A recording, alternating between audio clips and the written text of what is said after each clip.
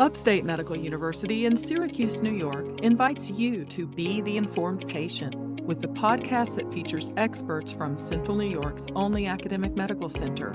I'm your host, Amber Smith.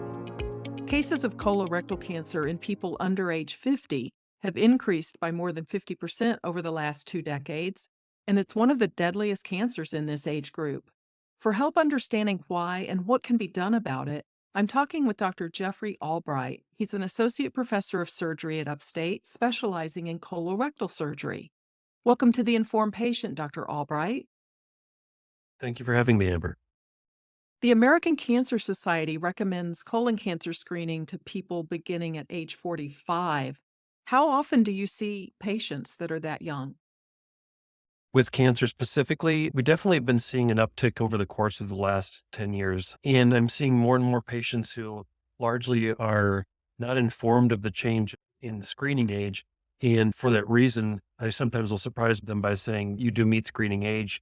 And a number of those people we will pick up having polyps or even cancers in them.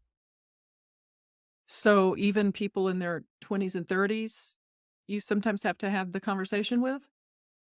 Yes, we do. Typically, the way that we try to approach things with people that are a bit younger, especially ones under the age of 45, is it really depends on their overall symptoms. And we know that somebody, if they're in their 20s, they don't have a family history of having cancer, of specifically the colon or the rectum, that the likelihood of having a little bit of bleeding on the toilet paper or something like that is unlikely to be colon cancer. But as we start to see people as they get into their 20s or 30s, or if they start having more warning signs as far as blood or changes in their bowels or pain that we can't really explain any other way, we will often start to recommend doing a colonoscopy or some other type of study to evaluate the colon just to make sure that we're not dealing with a young person who does have a colon cancer. How are these colon cancers that you find in younger people distinguished from the colon cancers you find in older people? Is there any difference that you've noticed? Well, much of that really comes down to family history. And there are some genetic syndromes, so things that people carry in their genes that put people at a much, much higher risk of developing cancer at a younger age. We think of one condition called Lynch syndrome, which we often will see colon cancer, cancer associated with the gynecologic organs, so the ovaries and the lining of the uterus, and a number of other cancers that all kind of cluster together. And it's related to having gene problems where people don't repair damage to the genes as effectively, and so they develop cancer at a younger age and more rapidly. There's another one called familial adenomatous polyposis. The name doesn't matter so much, but it's just really these genetic syndromes probably make up less than 10% of overall colon cancers that we see. And so the majority of them are going to be more of what we call sporadic, or just kind of the random thing that pops up that develops through a typical pathway that we see with colon cancers. And for the most part, we think that the ones that we see in younger people, people in their 30s and 40s, are mostly the same type of cancers we see in older people. It's just they're developing it at a younger age. So, some of the reason that we're seeing more young people being diagnosed has to do with these genetic reasons, but a lot of it is, like you said, sporadic. Yes, that's correct. It's really probably the sporadic ones that we are really identifying more and more. That's probably the bulk of what we're seeing. There's not an outbreak of more people with genetic problems because that's probably been there at a kind of hanging out at its baseline level for decades and decades. So it's mostly just younger people getting it through the pathways that the older people would normally get it from.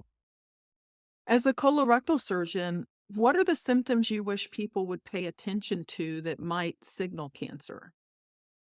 So people that experience bleeding would be one thing. Usually if somebody has a cancer or a tumor that's further down, it's more likely to cause bleeding that they can see. If people have unexplained anemia, most cancers are larger polyps that occur further up in the colon, so further away from the anal area, tend to just cause slow blood loss over the course of time. And it's maybe anemia that gets identified by their primary doctor that needs an explanation. Anemia for most people is not a disease. It's just a sign of something else going on. So that's something we also want to be very sensitive to. People that have changes in their bowel function. So if they're having worsening constipation that they can't explain over the course of a few months, or if their stools are coming out narrower, or if they've got unexplained diarrhea, if they've got bowel crampiness or abdominal pain that can't be explained, those can be signs of colon cancer. They can also be signs of a number of other things, but those can be signs of colon cancer. Um, And then probably the other thing that we think about as well is just knowing your family history, knowing if you've got a parent who's younger who developed colon cancer, if you've got a number of different first and second degree relatives who have had colon or rectal cancer, then there may be some underlying issue related to your genes, even though it doesn't fit some of these specific genetic syndromes like Lynch syndrome. There could just be some type of a predisposition to developing cancers at a younger age. Let's talk about how colorectal cancer is diagnosed. Do primary care providers send patients to colorectal surgeons like yourself to be diagnosed, or do they already know the patient has cancer and is going to need surgery before they come to you? What I'd see is there's a mix. Our primary care doctors do an excellent job of trying to get their patients to do the screening types of tests. And so colonoscopy is just one of the types of tests that we use in order to be able to identify colon cancer. As I discussed before, people with colon cancers or bigger polyps will often have some bleeding into the intestine, into the colon. And so one of the things that we do is we actually look for signs of blood in the stool. And there are certain tests that can be done from the stool to try to identify any blood that you may not recognize, as you just can't see it. You're losing it small enough amounts you don't see bloody looking stools.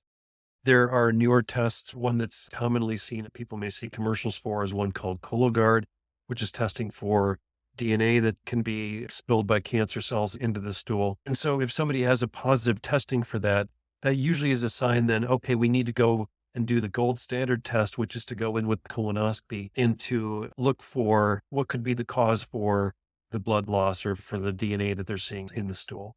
Less commonly, we'll see people that are being sent over because they know with certainty that they've got colon cancer. And colorectal surgeons, we're a relatively small group of doctors. Really, a lot of the colonoscopies are being done by gastroenterologists or even general surgeons out in the community are doing colonoscopies in order to help because there's too many colonoscopies to go around for it just to be done by one group or another, which is appropriate for public health to make sure that everybody's getting the screening that they need. Unfortunately, for people that are offered colonoscopy, it's the minority of people who actually act on it and really proceed to get the testing done. And so that's why it's important if screening is offered that people go for it. This is Upstate's The Informed Patient podcast. I'm your host, Amber Smith. I'm talking with colorectal surgeon Dr. Jeffrey Albright about rates of colon cancer that are showing up in higher numbers in younger people. Now, treatment for colorectal cancer usually involves some sort of surgery. Is that right? Most commonly, yes. And how do you remove early colon cancers or polyps? One of the things that differentiates where we tell a difference between a polyp and a cancer is that a polyp is a precursor, what comes before the development of colon cancer.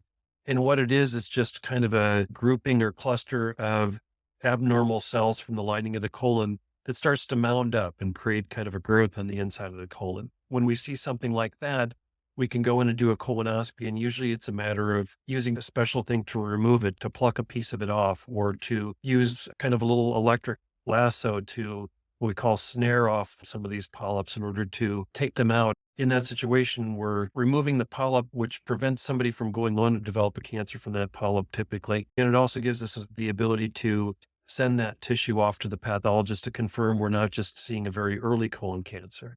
Now, a cancer starts to invade where it's not supposed to be. So it starts to penetrate it deeper into the wall of the colon. And so if we go in and we see something that looks like it's penetrating more deeply, we may not be able to remove it. And those are the people that tend to require an operation. A small percentage of people can have a very, very small cancer in a polyp and have enough of what we call margin or healthy tissue surrounding the little tiny cancer that can just be removed with colonoscopy, but that's definitely the minority. If you end up having to have a more extensive surgery, does that usually happen before or after chemotherapy or radiation? Do most colon cancer patients end up needing one or the other or both? We kind of look at colon cancer and rectal cancer in a slightly different way. The rectum is really about the last 6 inches of the colon, and it's down deep in the pelvis. And because of the way in which we have to do an operation for people, typically for rectal cancer, if it appears that somebody's got a cancer that invades pretty deeply into the wall of the colon, or if there's evidence that there's cancer that's already spread to the lymph nodes, and the lymph nodes are just like little filters for our body, for viruses, for cancer cells. If we see that in our testing before the operation, that group of people may get chemotherapy and potentially radiation therapy before we do an operation. Okay. For people that have colon cancer, because of a number of differences between the way we treat them, we usually will go ahead and do the operation first. And then if there's evidence of cancer spread to lymph nodes, and the way I kind of describe this is if your cancer's learned how to travel, it's gone from being local in the wall of the colon and it's figured out how to go from one place to another and start to grow and has spread to the lymph nodes, then we have to presume that it may have learned how to travel to other places further away, like the liver or the lungs, where if somebody has stage 4 or metastatic colon cancer, that's when people's lifespan really gets limited by colon cancer. And so we use those as markers for people who should get chemotherapy. In chemotherapy, I like to describe it as poison with a purpose. It's a poison that's intended to kill off cancer cells that may have gone elsewhere outside of where we would normally remove a cancer when we're doing an operation. And so you've got cancer cells that have spread to the liver. We hope by giving the chemotherapy, we can kill off those cancer cells before they have a chance to start to grow and potentially lead to a more difficult problem to treat. Can surgery for colorectal cancer be curative in some cases? Absolutely. In order to make sure we're giving people the best type of therapy, but not over treating them, we do staging. And so when you hear about stage 1, stage 2, stage 3, stage 4, colon cancer, rectal cancer, that's the way that we as doctors kind of talk about, okay, what's somebody's risk of having cancer come back? If somebody has a stage 1 colon cancer, which is not deeply penetrating into the wall of the colon, hasn't learned how to spread to lymph nodes, that group of people, if we go and just do surgery with no chemotherapy, the likelihood that they'll be around cancer free 5 years down the road is typically in the 90 to 95% range. And so the vast majority of people with stage 1 colon cancer are going to be cured by surgery. For people that are stage 2, so those are ones that invade more deeply, but the cancer still hasn't figured out how to spread to the lymph nodes. That's probably more in the 70 to 80% around 5 years cancer free. And so you can see as a more advanced cancer, it starts to be a much higher risk. For stage 3, those are ones that have learned how to spread to other locations. Without chemotherapy, those people are at best a coin flip as far as whether they'll be around cancer-free 5 years down the road. And so for that group, that's one where we are going to be much more aggressive about treating them with chemotherapy afterwards to try to really boost their odds of being around in the future cancer-free. What can you tell us about the success of immunotherapy in colorectal cancer? Does that ever get used alongside surgery? It does. It does. It's a newer therapy, and so we've got less experience with it, but there are certain types of cancers, like the one I described before, the one with Lynch syndrome, where just because of the mechanisms that lead to that type of cancer, the pathways that the things go through to get to it, that type of cancer tends not to respond to our normal chemotherapy very well. And there are even some people who can have something that looks like Lynch syndrome that really have a similar type of problem, and those won't respond as well to standard chemotherapy. And we found that for that group of people, the immunotherapy tends to be much more effective. And so if somebody looks like they've got a reason to get chemotherapy and we think that they're not going to do as well with the standard stuff because they fall into that grouping of type of cancer, that's when immunotherapy tends to be used, at least in the non-research world at this point. How often do colorectal cancer survivors get follow-up colonoscopies, and what else is involved in their aftercare? When somebody's developed a colon cancer, we really worry about a couple different things. The first thing is we already know they've got that one cancer. What's their likelihood of identifying down the road that they've got a cancer coming back in their liver or their lungs? That would be a group of people where we do all of our staging ahead of time to try to determine chance for spread. And when we do our CAT scans and stuff like that, something has to be big enough to be able to see on a CAT scan. Otherwise, we may not see it. So if somebody has very tiny spread to the liver or the lungs, we may not see it initially. And so for that group of people, we typically will follow every 3 months for the first couple years and then every 6 months for 3 more years, knowing that if somebody's going to have cancer come back, most of that risk is in the first couple years. And so that's why we do more intensive surveillance or watching after we initially treat the patient. And so usually what our surveillance means is getting a blood test during each of those visits, usually getting a CAT scan every year to look for any chance of spread. And then above and beyond having their original cancer be identified in a new location, if somebody has a colon cancer, they're at a higher risk of developing a second colon cancer, so a brand new one in a different portion of the colon. And so those people, we typically will say, okay, we'll go back and do your first colonoscopy to check the remaining colon, usually a year down the road. And then if that one is okay and doesn't have much precancerous growth, then we'll go back again 3 years later. And if that still is okay, we'll go back 5 years later. And so then they'll be on this kind of surveillance program for getting the repeat colonoscopy, looking for new cancers, at most 5 years apart. But part of it also depends on what we find in each individual colonoscopy.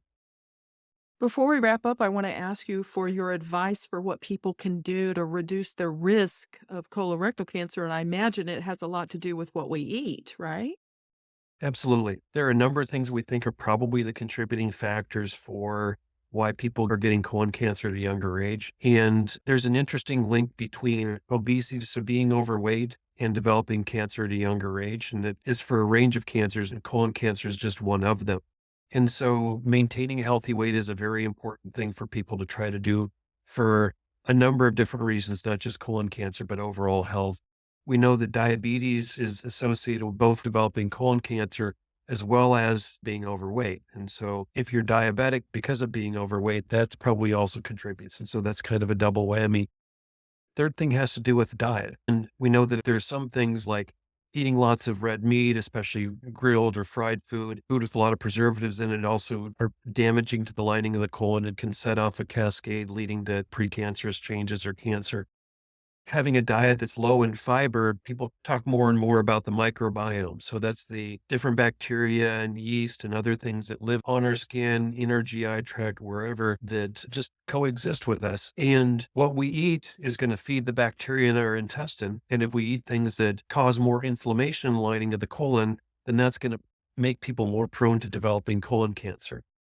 And so there's actually been some interesting studies where if you compare people that are on a high fiber diet, which decreases the inflammation in the colon, and you switch them over to a diet where they eat more of an American type of diet that causes a lot more inflammation and a change in the microbiome to bacteria that contribute to inflammation and can contribute to cancer.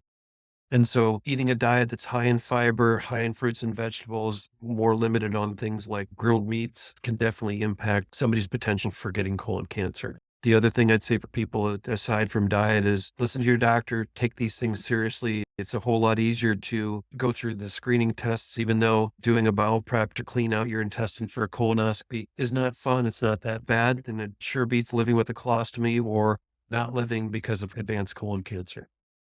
Now, you mentioned fiber from whole grains and green leafy vegetables and all of that.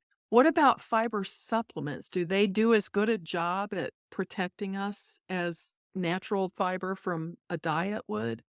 So, short answer is yes. Really, when we talk about giving people fiber supplements, it's trying to put back into our diet what we normally should be getting. But because American diets have so much processed food where a lot of that fiber is really taken out, it's tougher to get it just with a normal diet. And so taking a supplement can put everything back in that we should otherwise be getting. People can start on that in their 20s and 30s and probably have that long-term benefit. There's no harm in taking it for the vast majority of people. So it can be a preventative thing, especially if you're prone to it, and it just helps to keep the colon healthy and happy. There's some of these symptoms we talked about earlier with the dramatic change in bowel habits and blood in the stool. Those can be kind of scary. And I want to let people know, I mean, how often do you find out that that's being caused by something that's not colon cancer? I would say most of the time it's not colon cancer. Most of the time it can be constipation, or people can have bleeding from hemorrhoids or have blood loss from other things like heavy periods and stuff like that, that people can get anemic from. Or they can have irritation in their stomach that can cause them, like ulcers or whatever, they can cause them to lose blood. That being said, we can't really differentiate effectively between somebody with symptoms because of their colon cancer versus symptoms from something else, which is why we say, okay, if you're symptomatic, let's do further evaluation, further testing to determine what's driving these changes. If you're like the majority of people where it's nothing bad, then you can have both the peace of mind that it's nothing else, and we can also try to address what the cause is. If you don't know and you don't go looking, then you're just kind of in a way rolling the dice and hoping you have a benign cause for it. So it's important for us to kind of keep that in mind, that usually when people do start having symptoms, if it's because of colon cancer, it's often because it's more advanced. And so even with people with more advanced cancer, it's better if we're picking it up at stage 3 instead of stage 4. I also wonder, I think a lot of people might not be aware that they have a family history of any kind of cancer or colon cancer until they're diagnosed with it and start asking. I agree. Well, thank you so much, Dr. Albright, for your time. I appreciate you addressing this subject with us. Thank you very much. My guest has been upstate colorectal surgeon Dr. Jeffrey Albright. The Informed Patient is a podcast covering health, science, and medicine, brought to you by Upstate Medical University in Syracuse, New York, and produced by Jim Howe. Find our archive of previous episodes at upstate.edu/informed. This is your host, Amber Smith, thanking you for listening.